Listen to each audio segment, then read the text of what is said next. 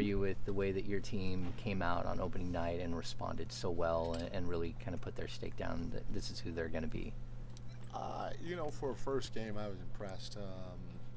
That's a difficult environment to play in. Will Hardy has done a fantastic job in a short amount of time with that team.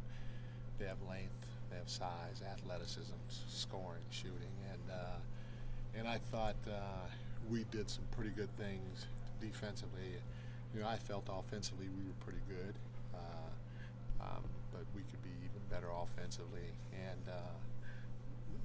that's what I guess I'm most impressed with is our ceiling is high. Like we didn't, and I'm sure they feel the same. So it's not taking anything away from them, but I feel like we can play even better on both sides of the ball, a lot better.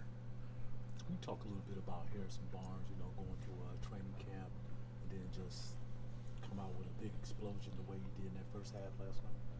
Yeah, he's a pro's pro. He's been around a lot of situations. He's a guy that's always going to keep himself ready, not just physically with his game, but also mentally too. And the opportunity presented itself on a few different occasions, especially offensively. He was great with his cuts. Not only did he cut really well, but he finished his cuts. And Utah played a lot of zone.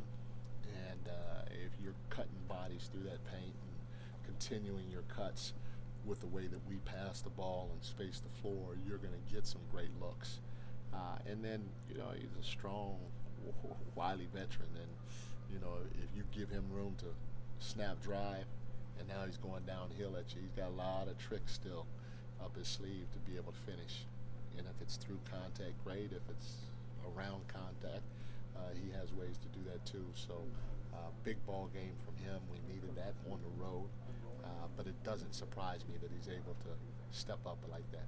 How important is it to have a guy who's been through the process of going from a team that's not very good to trying to get to great, like Harrison has when he was with the Warriors? Extremely important. And the more guys you can have on your team that have championship level experience and that can relate stories to other guys that don't, especially during adverse times. All the time is great, but especially during adverse times, it's a benefit to the organization, let alone that player that you're trying to grow and develop at a quicker pace. Anything stand out in terms of physicality and defense where you saw something that kind of made you smile a little bit in that game? Yeah, there were a couple of things. I mean, we've got called for a lot of fouls. I would disagree on some of them, but we have to figure out what it means to be physical, and we have to set the tone. So there were some fouls that we got called on that, yeah, it was a foul, but I'm cool with it because we fouled trying to be physical, and we had moments like that from almost everybody. Yeah, and when you look ahead toward tomorrow, I mean, you guys have been in so many classic games, it seems like even in this preseason, is that just kind of what you've kind of grown to expect when the Kings and Warriors get together? Yeah, I mean, they're obviously a championship level team or organization. I've said it before, they got 4 or 5 guys on their team that have won multiple championships. The head coach is a Hall of Famer. They got other guys on the staff that have been there the whole time. So, and then they have special players too. And so when you have that and you feel like, okay, hey, we can compete, it feels pretty good. And now we got to figure out how not to only compete, but to come away with more wins than they do. Do you get a sense that your guys get up for this matchup? That's a great question. I don't know. I think, like, I felt our guys were locked in last night. I think they're going to be locked in tomorrow night. I don't. When I look back, I don't feel like our guys took many nights off, and I say that because you would have to ask them, but I don't feel like they get up more for these guys than anybody else, if that makes sense. How did you assess Chris's performance last night? He'd been out for a while and trying to get back out in the flow, but he looked pretty solid in what time you did have him out there. Yeah, I thought he was pretty good. I thought he was pretty good defensively. A few times that he had the ball, he picked up full court and turned the ball. in the backcourt. We're not looking for steals back there, but he did a great job just being a presence out on the floor. I thought in the half court he showed a sense of physicality. We all still have to, when a guy drives, keep showing that chest and keep going vertical here with two hands. A couple of times we went vertical here, but had a forearm down here, and they called the little bump. So I think he got hit or dinged one time for it on one of their guys' drives. But I thought defensively he was the presence that we're looking for in that position, and I thought offensively he took some shots that were within rhythm of what we're trying to do on that end of the floor. We saw a 10-man rotation last night. Do you usually want to try and go about 10 deep? If I could go to 11, I would, but it's too many people, I think. Right now, it's great to go to 10 guys, and at the end of the day, I may switch those 10 guys up, so everybody has to be ready at all times. But the more guys we can get out there to get game experience will only help us at the end of the day, especially this early in the year. And how prepared were you for Utah to play that zone, and were you surprised how much they ran it? I was a little surprised that they kept running it after we got a few good shots or a few good looks, but you never know what anybody's thought process is. But we expected it. They ran it last year, and there were times that we did well, and obviously times that we struggled. So, we took what we learned last year and moved it forward, and felt like we got some really good looks, because I probably called the same play 30 times, against it. And our guys did a nice job trying to execute the play and spacing the floor and moving the ball. Coach Brown, it wasn't at a high volume, but these blocks and steals seem to be creeping up. I would assume that you are monitoring those situations. At least those things were happening during preseason. For us? For you, yes, Okay. yes. And like I said, it's not at a high volume, but they're doing it significantly at, say like De'Aaron's steal that turned into that Malik dunk yesterday. Are you seeing those type of things in practice blending over into the game? Because De'Aaron and Keegan did talk about that after the Golden State Warrior game. That's been a point of emphasis too. Yeah, I'm not a huge block guy or a huge steal guy, because I always think if you go for blocks and you go for blocks the wrong way, there are some special shot blockers out there.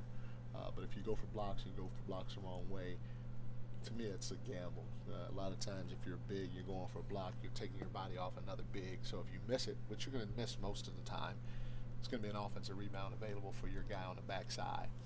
If you go for a steal, if I go for a steal and I miss it, this guy cuts back door, he does a snap drive. Now they're 5-on-4 because I took my momentum out of the play. And so I'm more a deflection guy and a verticality guy. And if guys score over the top of me when I go vertical and they hit my chest, I'm cool with it. If I'm guarding here and I got a hand in the passing lane, and now that pass comes and I get a deflection, I'm cool with it because it messes with the rhythm of our opponent's offense. If we end up getting more blocks and or more steals because we're in the right position and we don't take ourselves out of position, then I'll live with that too. So if it happens, great, but it's not anything that I look at the end of the game and say, oh my God, we had 8 blocks or something like that, or we had 8 steals or whatever it is. It's more, like I said, the other areas, the deflections, the verticality, and how well those two areas are helping us protect that paint.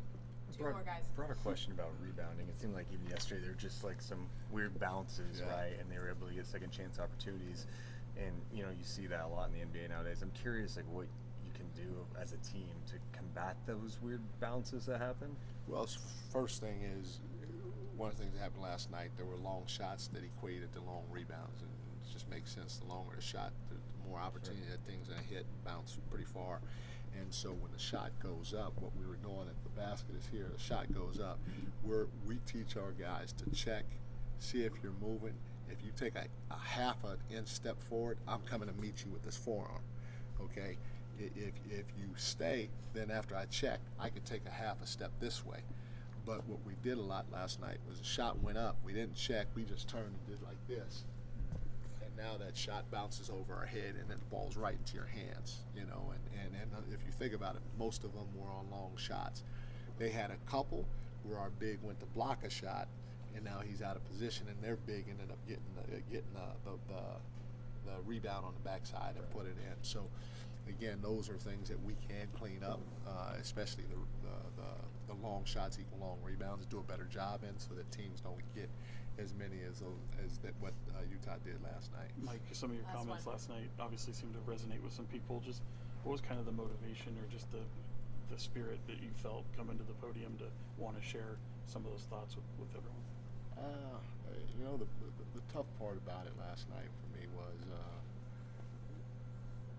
you know, you just won a basketball game, and so you feel good. And there was a big part of me that felt guilty that I was able to experience that and experience the joy that I felt from winning that game on the road, opening night and all that stuff for the Jazz. And just put myself as best I could in those people's situations. It just crushed me. It messed me up. And